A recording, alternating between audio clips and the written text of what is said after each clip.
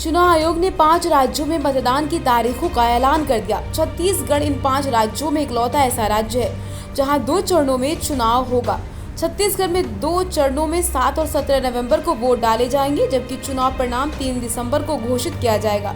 छत्तीसगढ़ राज्य में कुल 90 विधानसभा सीटें हैं। इन सीटों में से 13 विधानसभा सीटें ऐसी जिन पर न सिर्फ छत्तीसगढ़ बल्कि पूरे देश की नजर होगी। मध्य प्रदेश, छत्तीसगढ़, राजस्थान, तेलंगाना और मिजोरम में चुनाव की तारीखों का ऐलान हो गया। इन राज्यों में चुनाव की तारीखों के ऐलान के साथ आदर्श आचार संहिता लागू कर दी गई। 3 दिसंबर को 5 राज्यों में वोटों की गिनती होगी, नतीजे आएंगे। वहीं 5 दिसंबर तक चुनाव आयोग को पूरी चुनावी प्रक्रिया पूरी करवा लेनी है।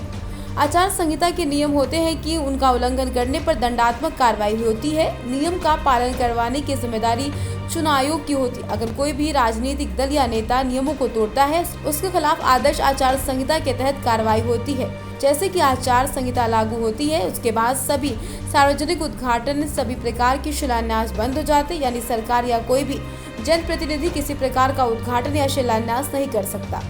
आचार संहिता के दौरान नए कामों की स्वीकृति सरकार द्वारा नहीं की जाती, यानी अब सरकार इन राज्यों में कोई नई योजना का ऐलान नहीं कर सकती। आदर्श आचार संहिता के लागू होते ही इन 5 राज्यों के निर्वाचन क्षेत्रों में सरकारी दौरे नहीं होंगे। आचार संहिता लागू होने के बाद सरकारी वाहनों पर सायरन नहीं लगेगा, यानी जिन वाहनों पर लगा हुआ उसे ढक दिया जाएगा या हटा दिया जाएगा। चुनाव के दौरान लोग कई प्रकार की पोस्ट सोशल मीडिया पर करते हैं, लेकिन इस पर ध्यान देना होगा, नहीं तो आचार संहिता का उल्लंघन हुआ तो आप जेल भी जा सकते हैं। मध्य प्रदेश, छत्तीसगढ़, राजस्थान, तेलंगाना और मिजोरम में विधानसभा चुनाव का बिगुल बज चुका है। मुख्य चुनाव आयुक्त राजीव कुमार ने प्रेस कॉन्फ्रेंस कर 5 राज्यों में 7 नवंबर से वोटिंग शुरू होगी। चुनाव आयोग के मुताबिक राजस्थान, मध्य प्रदेश, तेलंगाना, मिजोरम में 1 चरण में मतदान होगा। वहीं छत्तीसगढ़ में 2 चरण में मतदान किया जाएगा।